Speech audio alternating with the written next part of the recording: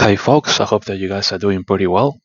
So today is the 16th of February, 2025.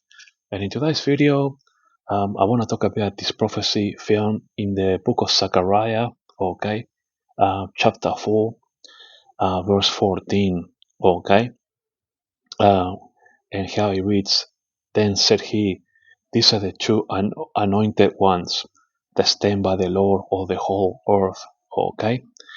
Now, at this stage here, in Zechariah chapter 4, we can read about the fifth vision that Zechariah has, okay?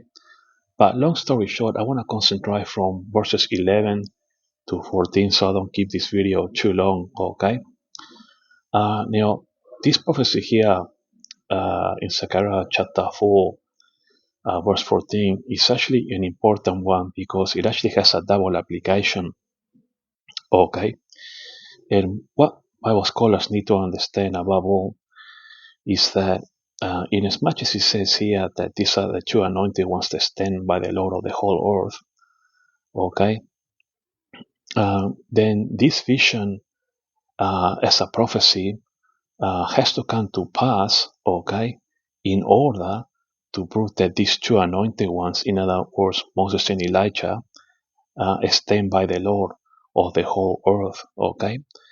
So I want Bible scholars to understand that are watching this video in that these two anointed ones that stand by the Lord of the whole earth, in order for this prophecy to come to pass, this this actually has to happen, okay?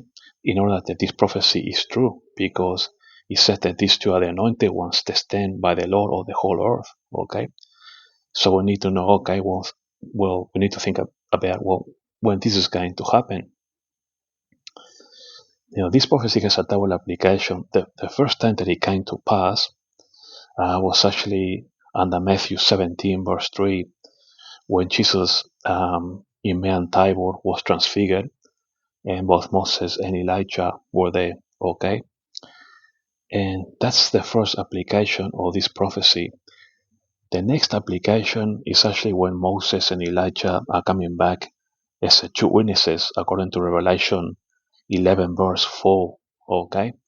So this prophecy here in Zechariah chapter 4, verse 14, is actually a double application prophecy, okay? Now the first one has already come to pass, and so it has proven that the vision that Zechariah had, or the fifth vision, according to Zechariah 4, verse 14, came to pass. This prophecy came to pass at Jesus' first advent on Mount Tabor when Jesus had a transfiguration, and Moses and Elijah were there. But it will come to pass again in the future, according to Revelation 11, verse 4, when the two witnesses are sent to represent God. Now, as always, I do have a program here. Let me just move the Bible over a bit, and I'll show you the program. Now, I actually deciphered this yesterday. So yesterday was the 15th, but I had written it all down yesterday, and I was going to do it today. I just didn't have time yesterday. So I just told you that if you read Zechariah 4 here, chapter 4, you can read about the fifth vision that Zechariah has, okay? But I'm more interested in verses 11 to 14 because I want to tell you about this prophecy in verse 14 here regarding the two anointed ones, okay? So the fifth vision of Zechariah, okay, the double application prophecy of Zechariah, okay, regarding the two anointed ones that stand by the Lord of the whole earth. In other words, Zechariah 4, verses 14, okay? Now, when it reads, or when you read about it, how it says, the two branches, symbolically it's actually representing two leaders. Now, who are these two leaders? Of course, Moses and Elijah, okay? These are Moses and Elijah, okay? Symbolically, the two branches, okay, symbolically represent two leaders, which are Moses and Elijah. The evidence, well, is by typology, but also by real action, because it came to pass under Matthew 17, verse 3. Here it reads, And behold, there appeared there appear unto them Moses and Elias, or Elijah if you like, talking with him, meaning Jesus. Okay? And the second application will be in the future, according to Revelation 11:4. These are the two olive trees, okay, and the two candlesticks standing before God of the earth, okay. So this is pretty much similar to how it reads when you read Zachariah chapter 4 verses 14. The two anointing ones to stand by the Lord of the whole earth. See how it's very similar to Revelation 11:4. Okay, these are the two olive trees. So it's a prophecy that has a double application. This Zechariah 4:14. The first one we've seen it come to pass under Matthew 17:3. And behold, there appear unto them Moses and Elijah talking with him. In other words, Jesus' transfiguration. Okay. So in essence, Zechariah 4, verse 14, Matthew 17, verse 3, in other words, the transfiguration, and Revelation 11:4, the two witnesses, are all linked together. Okay. Pardon me. The fact that both Moses and Elias or Elijah appear unto Jesus during his transfiguration on Mount Tabor, okay, proves that Moses and Elijah are the two anointed ones that stand by the Lord of the whole earth. So therefore, the prophecy of Zechariah chapter 4 verses 14 had its first fulfillment in Matthew 17:3 on Mount Tabor, or Jesus' transfiguration, and it will have its second fulfillment, okay, in the first half of the Tribulation Period, standing before God. In other words, Revelation 11:4. Okay.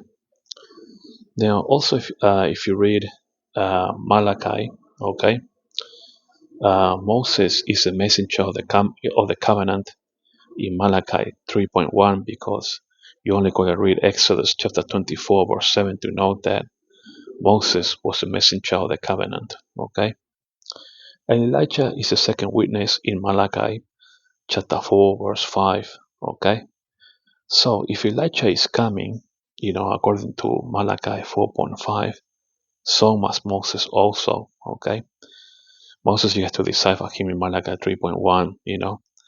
Here it reads, even the messenger of the covenant. Okay, if you go to Exodus 24:7, you will find that the messenger of the covenant is actually Moses. Okay, so yeah, just a quick video, just letting you know that this prophecy in Zechariah chapter 4, verse 14, is linked to Matthew 17, verse 3. Behold, there appear Moses and Elijah talking with Jesus on Mount Tabor.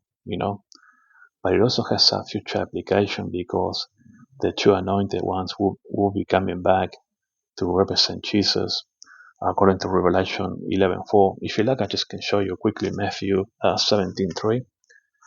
Okay, so that you can otherwise just go by my program. Give me one sec. Matthew 17:3. Okay, so head over to Matthew 17 verse 3, and behold, there appear unto them Moses and Elias talking with him. Okay, so Jesus was transfigured, on Mount Tabor. Okay, and Peter, James, and John were the witnesses there on that day with Jesus. Okay, so that was the first application of Zechariah chapter 14 verse 4, linked to Matthew 17 verse 3. And then in the future, according to Revelation 11:4, let me just quickly show you and we'll wrap up. Then the two witnesses will appear, in the tribulation period. These are the two olive trees, okay, and the two candlesticks standing before God of the earth. Now, just remember that in order for this prophecy in Zechariah, I want to stress this importantly. In order that this prophecy in Zechariah 4:14 comes to pass, in order to prove that these two anointed ones are the ones that stand before the Lord, it's got to have a prophetic fulfillment. Okay, so the first one was in Matthew 17:3. at Mount Tabor, Jesus' transfiguration, and then in the future, okay, according to Revelation 11:4, which is I just show you. And so it has a double application, and all these three prophecies are all linked together. Zachariah 4:14, Matthew 17 verse 3, and Revelation 11:4. So it's important that you understand that Zechariah 4:14 is a double application, prophecy. Okay, so just gonna quickly show you the program here. Okay, it's just a quick video just to let you know how important that prophecy is until it had its first fulfillment, and it's gonna have a future second fulfillment. I'll probably take you to Malachi and show you Moses. Okay, just bear with me for 1 sec. Malachi, I believe, is how you say it in Hebrew, if I'm not mistaken. Okay, so head over to Malachi, okay, chapter 3, verse 1. Behold, I will send my messenger, that's Moses, and he shall prepare the way before me. And the Lord whom you seek, I already done a video on this, shall suddenly come to his temple, even the messenger of the covenant. Okay, so who is his messenger of the covenant? It has to be Moses, because if you go to Exodus 24:7, okay, just bear with me for 1 sec. Um, Exodus 24:7, we are here already, folks, just around the corner.